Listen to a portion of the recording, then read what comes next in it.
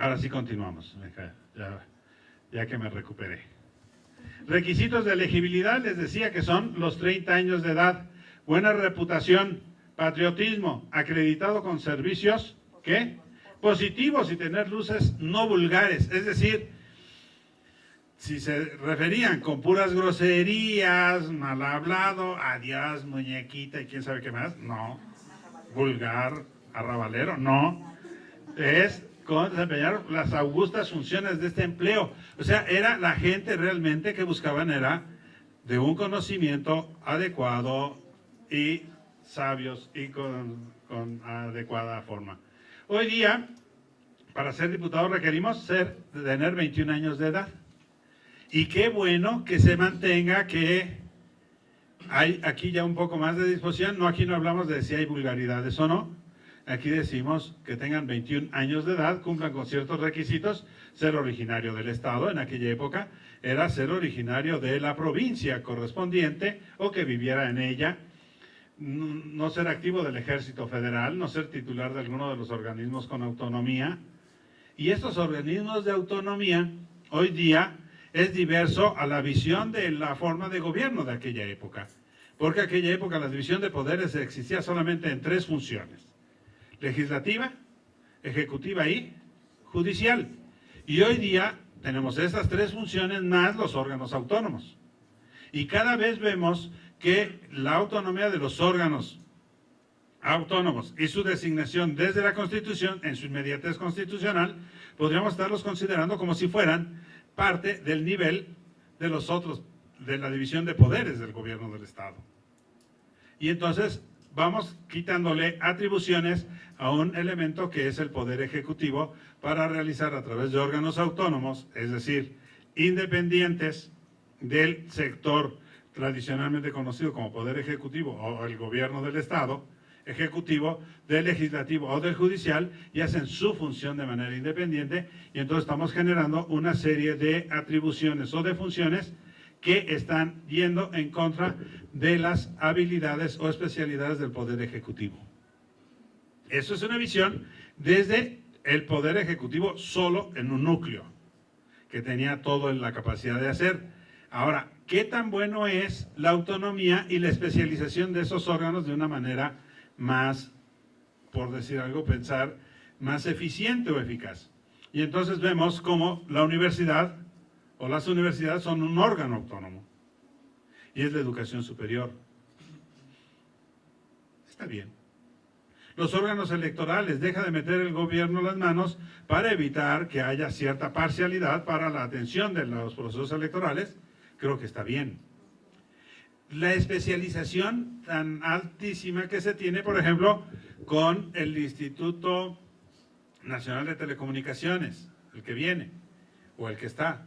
Esas acciones tan especializadas serán necesarias o debe de ser un sector del propio gobierno. Esa es otra discusión. Ahí yo ya no opino si está excelente o no, pero creo yo que debe de haber funciones del Ejecutivo, que es un poder ejecutivo fuerte, como se visualizaba que alguien ejecutara las acciones, otro que hiciera la norma y otro que aplicara, en su caso, las sanciones si eran menester hacer. Continuamos. Juntas electorales de parroquia. Ahora, ¿qué es la parroquia en esa época? Son las iglesias. Así, parroquia.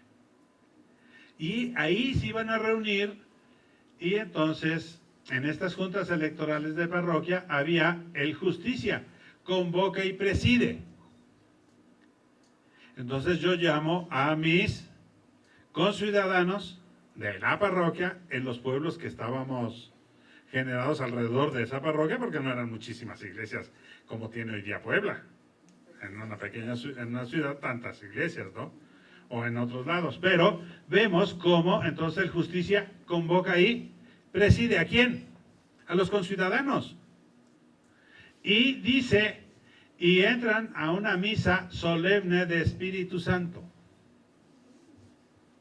¿Y por qué una misa solemne del Espíritu Santo? Para que tengan una iluminación, para que tengan conocimiento y entendimiento y puedan hacer la mejor elección. ¿Quién daba la misa? Pues el párroco. Y después de la misa, pues ya podíamos votar. Si no había misa, no votábamos. Ahora, lugar de la sesión 2, debía de haber 2 escrutadores y un secretario. El secretario es quien asentaba y hablaba en voz alta el nombre de la persona que iba a votar. Y entonces daba el nombre en alto, lo anotaban los escrutadores, el presidente iba dirigiendo las acciones. Y en ese momento decía alguien, él no es de aquí, o ella no es de aquí. Bueno, en esa época, él, perdón. No es de aquí. Luego entonces preguntaban a los demás si es vecino o no es vecino. No es vecino, no puede votar. Lo excluían. Y entonces tenían su propia lista de conocimiento de las acciones que tenían al momento. Iban armando sus cosas. Y también cuando decían, este lo queremos de presidente o de escrutador o de secretario. Y si alguien decía, ya fue tachado por que no es muy derecho en las cosas o ni sabe contar. Y entonces lo valoraban y lo podían quitar del cargo. En ese momento en acto. Y eso permitía tener un cuerpo colegiado de gentes probas para desarrollar la actividad. Porque salían ya de la parroquia, entonces se accionaba. Cada votante nombra en voz alta a 3 individuos que van a elegir a un elector. No elegían diputados, elegían un elector. Y en esa época era una elección en 3er grado. Y entonces los escrutadores suman la lista de los votos. Ahí van nombrando que a Salvador, que a Paco, que a Nacho, que a Alfonso, y ahí van anotando. Y los que recibieran más votos, ganaban. Y si había empate, un volado. Se decidía por la suerte. Era azaroso. Y entonces, sumaban los, en caso de decidir la suerte, se nombra al elector de la parroquia. Es así como designaban al elector de la parroquia. ¿Y ese elector qué hacía? Ya soy elector, ya tengo mi nombramiento, ya me lo dio el presidente. Ahora me voy a juntar con los electores de todas las parroquias de la provincia. Y entonces se iban y se reunían. ¿Qué es lo que hacían en esa reunión? Bueno, llevaban el elector a la iglesia, al elector ya designado lo llevaban a la iglesia, donde se canta en acción de gracias un Te Deum, y le dan una misa para que cumpla con la función para lo cual fue designado. En ese sentido, y se le extiende un acta, el presidente pasa aviso al juez de partido y el presidente circula copia certificada del acta de escrutinio por los pueblos de la feligresía. Es decir, ya ganó Salvador, ya todo el mundo anda contento allá. Pero Salvador no es el diputado, es el elector. Y se va a reunir con otros electores. Y que esos electores ya se juntan en electores de partido, que es una escena más grande, que dividían la provincia. Y entonces se volvió a elegir ahí un elector de entre los electores de parroquia, se elegía el elector de partido.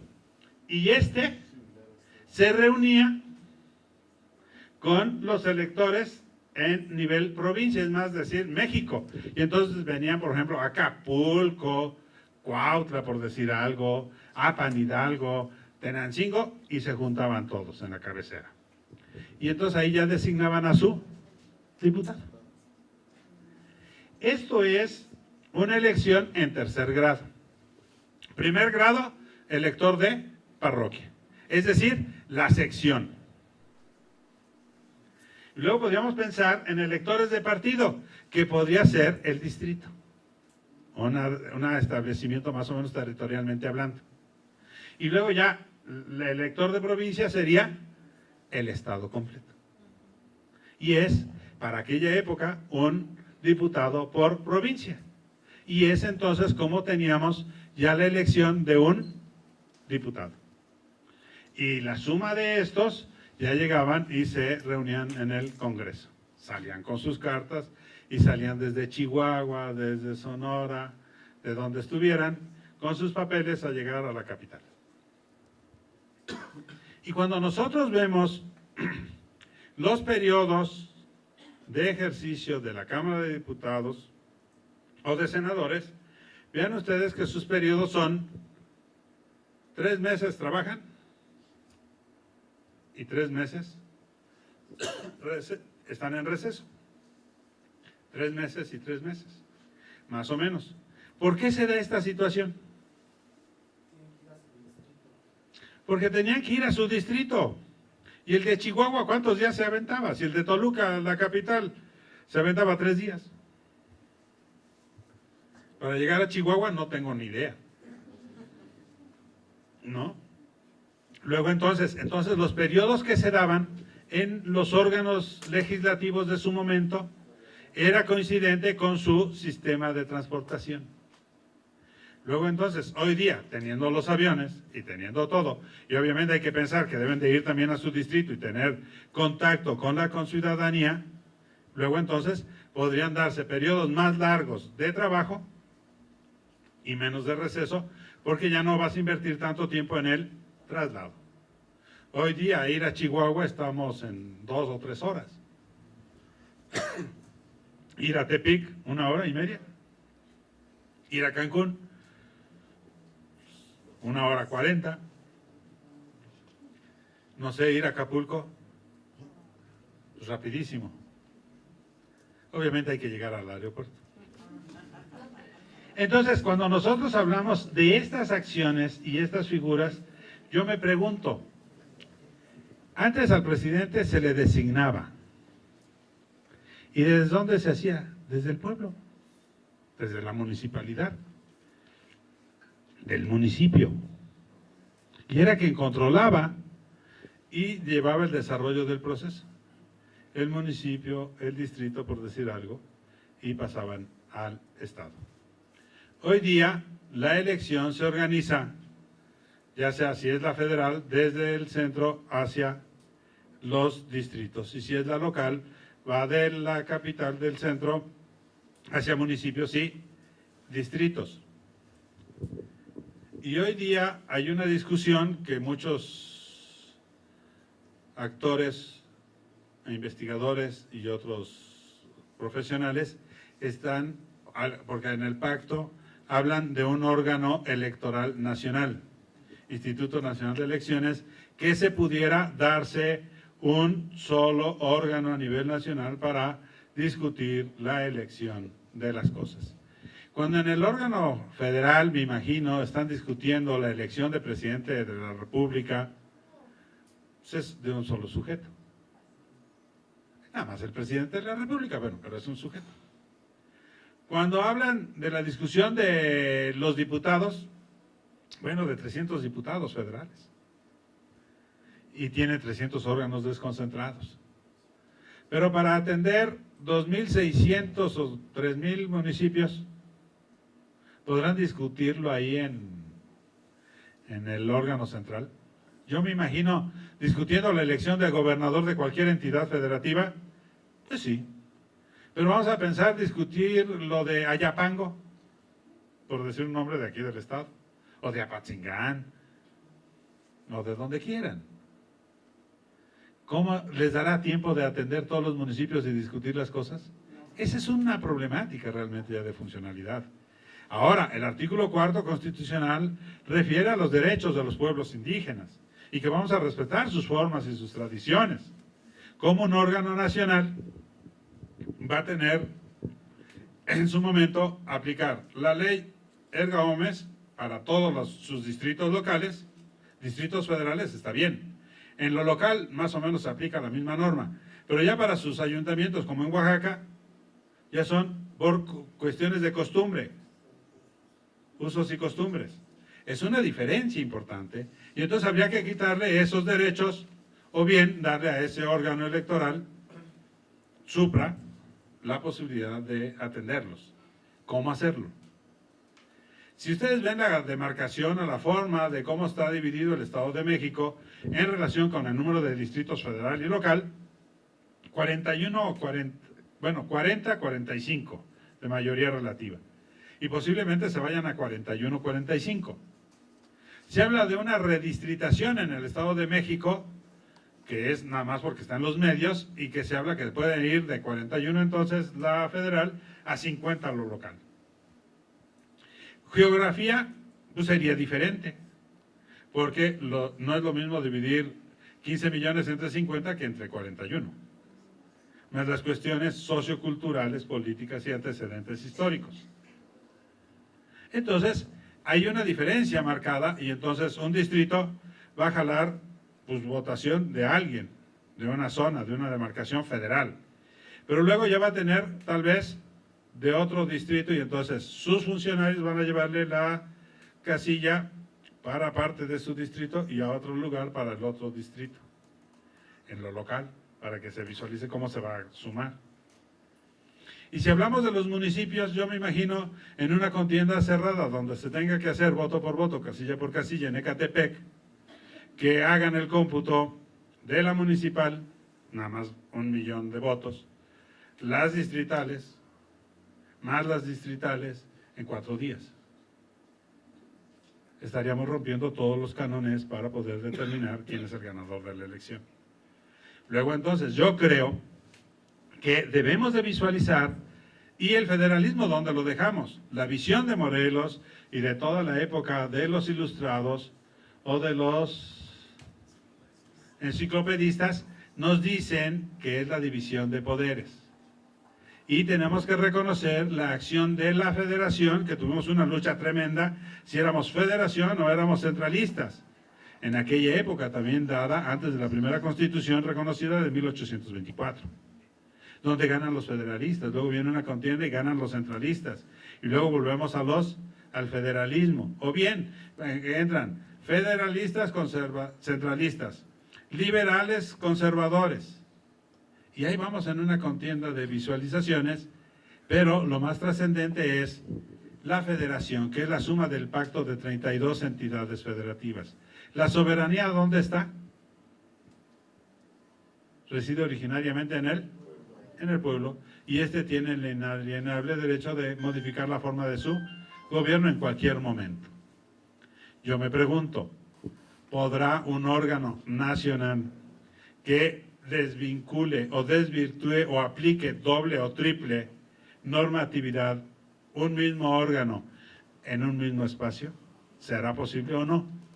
¿Qué se pretende? ¿Por ahorro? No se puede, porque hay que instalar las mismas casillas, hay que poner urnas, hay que poner boletas, hay que poner lápices, hay que poner todo.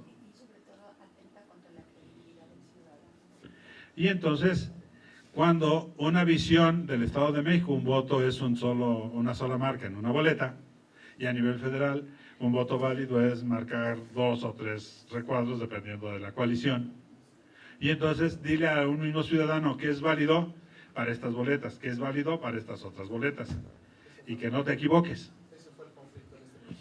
Y lo vimos en un conflicto a nivel nacional donde no fueron coaligados, algunos partidos que estaban coaligados para presidencia de la República, pensaron que iban a ser coaligados también a nivel distritos, y hubo un crecimiento del voto nulo exponencialmente. En el Estado de México pasamos del 2.2, 2.3 a un 5.5 de voto nulo. En Nezahualcóyotl pasamos a un 12% de voto nulo. Entonces, no podemos decir que es fácil la tarea de poder desvincular. Y entonces yo me voy a la semilla o a la primigenia idea. Debemos de organizar las elecciones de abajo hacia arriba. Y entonces son órganos que están a nivel municipal para que atienda su esfera y su jurisdicción, el municipio. Órganos que vean lo distrital en lo local, que tienen una forma de visualizar y cómo se organiza la elección en esa entidad, porque cada entidad, si yo mal no recuerdo, dice que la federación, el poder ejecutivo, el legislativo, van a estar compuesta la federación por estados libres y soberanos, pero van a tener reservados sus derechos de sus acciones. Están cediendo parte de su soberanía, pero no dejan de tener sus propias decisiones. Y no sé si, por ejemplo, 15 millones de mexiquenses querramos que nos cambien la forma de cómo establecer las acciones de organizar nuestras propias elecciones. O así los de Oaxaca, así los de Tabasco, que tienen formas diferentes y diversas de ver la situación. Por ejemplo, en Tepic no eligen por planillas sus ayuntamientos. Allá eligen al presidente municipal y regionalmente dividen y hay elección por regidores, para cada regidor. Y no es por planilla. Es diferente. Entonces, ¿qué ley vamos a aplicar? ¿Una de carácter nacional o una de carácter local? La nacional sí la aplica para sus diputados federales, dice, así es. Nayarit, si mal no recuerdo, tiene 2 diputados federales, pero tiene 18 locales, más 12 de mayoría relativa. Y entonces es de representación proporcional. Y entonces es totalmente diferente la administración electoral en lo local que en lo federal. Y es ahí donde yo creo que debemos de conservar las acciones de la simiente, que es que cada lugar organice sus propias elecciones de acuerdo a su forma y tradición. Para eso cada entidad sumada en la federación conserva el estatus de darse sus propias. Es decir, ¿cuál es la visión de José María Teclo Morelos y Pavón de su época? Es que una ley debe de permitirnos tener un crecimiento integral. Debe permitirnos tener oportunidad de trabajo, mejorar nuestras costumbres, alejándonos de la ignorancia y la rapiña. Y entonces yo lo quise llevar y lo extrapolo con el artículo 3º constitucional, que de una manera magnífica nos señala lo que debe de ser la democracia en el mundo del deber ser, que es una aspiracional. Si yo visualizo la democracia técnicamente hablando como la forma y los procesos y los procedimientos que se deben de desarrollar para obtener la designación de un representante popular o de alguien titular de un encargo de la administración pública por elección, entonces es simplemente técnico, y eso ya lo alcanzamos desde el 91 y podemos discutir si era o no la mejor forma, pero del 91 a la fecha técnicamente el proceso electoral está resuelto. Si eso dejamos la democracia en el nivel más cerrado, que es la elección de los responsables de los órganos electivos, entonces eso es la democracia. Pero si nos vamos a una democracia aspiracional, donde nos permita visualizar la mejor manera, y entonces dice que será democrático como un sistema de vida fundado en el constante mejoramiento económico, social y cultural del pueblo. Y entonces la constancia de mejoramiento en lo económico, en lo social y cultural debe de ser una atención cotidiana. Si logramos, y como democracia en ese aspecto, estamos todavía a mucha distancia de hacerlo, pero es aspiracional y tenemos que sumar para lograrlo. ¿Quiénes son los responsables? Los órganos electorales, perdón, no. Todos formamos parte. Y cuando nosotros hablamos de promocionar y difundir la cultura política democrática, estamos coadyuvando. ¿Con quién? Hoy, con la Universidad Autónoma, que nos permite estas instalaciones. Pero tenemos que pensar que es con organizaciones sociales, privadas, de corte deportivo, de corte industrial, con todos debemos de estar integrados para sumar en una formación y una cultura. Si yo hablo de una educación y de una mejor formación, entonces qué bueno que aspiracionalmente ya vamos a meter el nivel medio superior como una instancia obligatoria de formación de nuestros jóvenes. Y no nada más como una instancia obligada, que era la educación básica, primaria y secundaria. Y ahora llamamos aspiracionalmente a la preparatoria. Y hay que tener una infraestructura y una capacidad de respuesta para atender la demanda. Y eso no es cosa nada fácil. Pero ese es el reto aspiracional de lo que debemos de ver la democracia en un aspecto de un más allá de lo que vemos nada más como un proceso técnicamente hablando. Y que de eso aquí muchos son muy expertos y sabemos llevar las cosas de la A a la Z en el proceso y sus procedimientos para el logro de los objetivos, para la elección de las cosas. Y el proceso democrático está dado. Pero vivir en democracia, aspiracionalmente hablando desde el artículo 3, sigue vigente la aspiración que decía de la ley los sentimientos de la nación. Obligan a constancia y patriotismo, moderen la opulencia y la indigencia, que haya una distribución equitativa de los recursos, y de tal suerte se aumente el jornal del pobre, para tener oportunidad de tener una vida digna, de poder que el salario sea para que te alcance para casa, vestido y recreación. Bueno, no hago comentarios de un secretario de Estado de Hacienda del proceso del sexenio pasado, para no reírnos. Y de tal suerte se aumenta el jornal del pobre que mejore sus costumbres. Podrá mejorar su costumbre de comer solamente hierbitas si tiene un dinero eficiente, un salario digno para poder tener otro tipo de alimentación. Yo creo que puede. ¿Puede vestir mejor y no andar nada más en taparrabos? Yo creo que sí. Luego entonces, lo aspiracional de aquella época sigue siendo la aspiración en nuestra época. Y sigue siendo vigente. Y esto sí es una lástima. Porque tenemos 200 años de los sentimientos de la nación y seguimos buscando que haya una igualdad entre todos los mexicanos. Con esto me despido. Gracias.